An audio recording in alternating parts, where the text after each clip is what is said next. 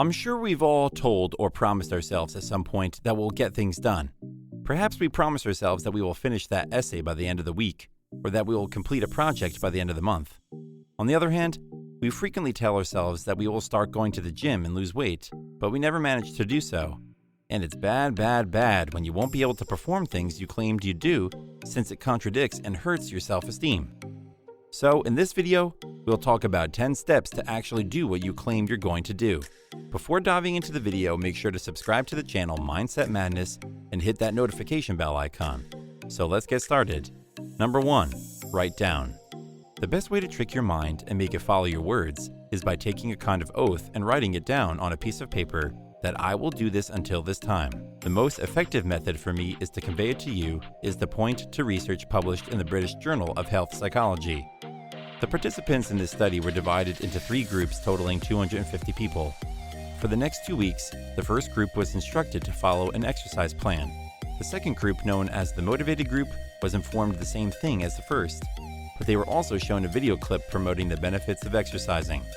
The third group was told the same thing and watched the same film, but they also had to fill out a phrase that said, "I will participate in at least 20 minutes of vigorous exercise." This was referred to as implementation intentions. The end product was very remarkable. 1 week of exercise was completed by 38% of those in Group 1. For Week 1, 35% of participants of Group 2 exercised.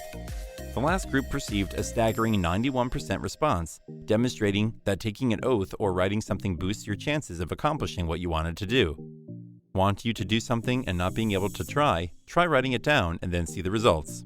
Number 2, say it loud. Apart from writing, another way to tell your mind to pay more importance to this task is by shouting or saying it aloud. It tells the brain that you really want this job to be done at a specific time. It becomes real and has a high probability to occur when you say it out loud. The first step in following through on what you say you'll do is to inform others, preferably a large number of people, about the habit or attitude you want to change. Declare your new goal as loudly as possible to as many people as possible, because the spoken commitment to others and the creation of an expectation of changing conduct will push you to make the adjustments. It's remarkable how motivated we are to do anything once we've told someone else we're going to do it, especially if we've done it publicly. If you vow to finish a report by Tuesday's team meeting and tell your coworkers that you will, you'll most probably be completing the report, if you haven't already, by Monday night in order to face your team in the meeting the next day. You're simply more inclined to do what you want. Number 3, schedule tasks. Over the years, science and psychology have proven the fact that scheduling your time parallel to the tasks you need to do can help people be more organized and take steps easily. The same technique is used here as well. We frequently assert that nothing shifts or that we do not shift because we do not have enough time. There isn't enough time in the day to work out. There isn't enough time in the day to ponder. There are simply too many emergencies and fires to put out right now, and there isn't enough time to do anything else. While this may appear to be true, it is frequently just an excuse. You can use your schedule to help you keep your word, allowing you to govern it rather than allowing it to rule you, all of which will move you closer to your stated new behavior or change. This change of completing that you say you'll do is to organize, set out time for your goal, schedule specific actions you'll take and when you'll do them. Set aside time for planning, pondering, and savoring, if required to jot down your thoughts. To figure out what you'll do to get closer to your objective is to put it on your schedule. Sticky notes and task reminders should be posted. Do everything possible to use your electronic and paper reminders to remind you of something crucial that you've identified, and thus it will help you in the longer run. Number 4, make it a habit. Habits can be really effective when facing these problems.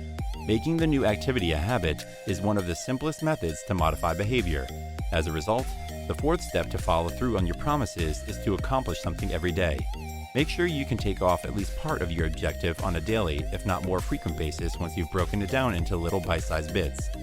Make 1 mobile call or write 1 letter per day if you want to improve your communication with friends and family. If you've committed to lead your staff more deliberately by pausing at least once a day to consider what you're doing, why you're doing it, and how you're doing it, including daily time to think into your schedule. Plan daily thinking time into your timetable and make sure you suspend at least once a day to ask yourself how you could be more insightful with the situation at hand if you've promised to lead your team more thoughtfully by taking the time to think through what you're doing, why you're doing it, and how you're doing it. Make it a point to make the new behaviors you wish to adopt an essential habit. and it will quickly become uncomfortable to not perform them. Number 5. Break down. Even with all of this incentive, changing habits and attitudes can be exceedingly difficult. The objective can feel unattainable. As a result, the 5th step in achieving what you say you're going to do is to divide your ideas into manageable chunks. By breaking down your objective into steps you can take or not take on a minute-by-minute, daily, or weekly basis, you increase your chances of sticking to it and achieving your goals, especially if you reward yourself for each small step you take. Stretch goals can be stimulating, but an unrealistic objective is extremely demotivating. Why struggle? We reason as we remain seated on the couch rather than getting up to exercise. Perhaps the 20-pound weight loss target is unattainable. When we break down tasks into manageable chunks, we give ourselves a better chance of actually accomplishing what we set out to do and doing what we say we're going to do. Number 6. Reward oneself. Positive reinforcements, such as rewards, can operate just as well as negative reinforcements. These are the same reinforcements that are used to train animals, and they can be used to train ourselves just as well. If dolphins can be taught to balance balls on their noses, and dogs can be taught to jump through hoops, you can certainly train yourself to hold your temper, listen more carefully, and share positive feedback and compliments with your team by rewarding yourself for each small action, each movement toward a new behavior, and each success, no matter how small. As a result, the 6th step is to follow through on your promises. It is to develop a way to reward yourself for any and all behaviors and changes that help you get closer to your objective. Look for something to look forward to, for example, a trip to the movies. Find something you enjoy, like the tasty small fish that the trainers toss to the dolphins when they leap high into the air, and make it a habit to look forward to it. Reward yourself once you've taken action. Remember to hold your tongue in a heated fight, or just made a phone call that will help you get one step closer to achieving what you've set out to achieve. Number 7. Assess your situations. When we try to make changes, we frequently don't take the time to consider why we're doing what we're doing, what might be holding us back, and what we need to do in order to be more effective. As a result, the 7th stage in following through on what you say you're going to do is to examine. It means to dig deep to discover what's in it for you in making the change, what might be standing in your way, and what you can do to overcome any hurdles. When you understand your why, what you stand to gain by attaining your goals and doing what you say you'll do, you released internal and personal motivation to keep you on track. You've armed yourself when you know what hurdles you might face, and more importantly, when you have a plan to overcome them. You've armed yourself to be more successful if you know what hurdles you might face, and more importantly, if you have a plan to overcome them. You prepare yourself to do what you say you'll do, to be who you say you'll be, and to act in the ways you say you'll act as a result of all this. Number 8. Celebrations. We begin to go in the direction we've set out as we begin to take all these steps, but if we're not careful, we may unintentionally set ourselves backwards. Because progress can be hard and frustrating at times, it's tempting to lose motivation and give up before achieving our objectives. Celebrations are comparable to awards in the sense that they motivate and encourage, but they are not the same. A reward is a small gift you offer to yourself, such as a piece of chocolate, a hug from a friend, or the opportunity to get a cappuccino before your next meeting. On the other hand, parties are more of an inward perspective. They are the deliberate times when we pause to appreciate positive movement, such as the acknowledgement of a job well done. Number 9. Partner in crime. Take the initial step even further to further incentivize yourself to do what you claim you're going to do. Finding someone to maintain you alive and even follow in with you on your objectives is the right phase to maintaining your promises. While you may be able to disregard any shame you feel if you don't keep your word, it's just a personal feeling, but you're less inclined to forget someone who is proactively following up with you to check what you've actually done or not.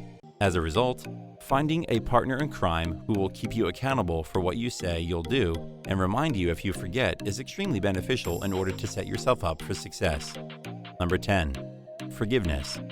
The 10th and final step toward really accomplishing what you say you'll do is a simple one, but it's a crucial one. The 10th stage is forgiveness, allowing yourself to be gentle with yourself. If you don't achieve perfection, don't be too hard on yourself. If you take 2 steps ahead and 1 step back, or even 2 steps behind and 1 step forward at times, don't be too hard on yourself. If you seem to be repeating past behaviors, attitudes, and actions like you're not getting near to accomplishing what you say you're going to do, try to be gentle with yourself. It can be difficult to change deeply ingrained behaviors, yet they can be modified. When you choose not to beat yourself up when you aren't accomplishing all of your goals or making all of the changes you want to make, you are really encouraging yourself to keep going forward. By refusing to berate yourself when you aren't accomplishing all of your goals or making all of the changes you want to make, you are actually encouraging yourself to keep moving toward your objectives, to come closer and closer to completing what you say you're going to do. Well, this is it for this video. Make sure to like, comment, and subscribe to the channel Mindset Madness. We will meet you guys in the next video. Till then, stay safe and thanks for watching.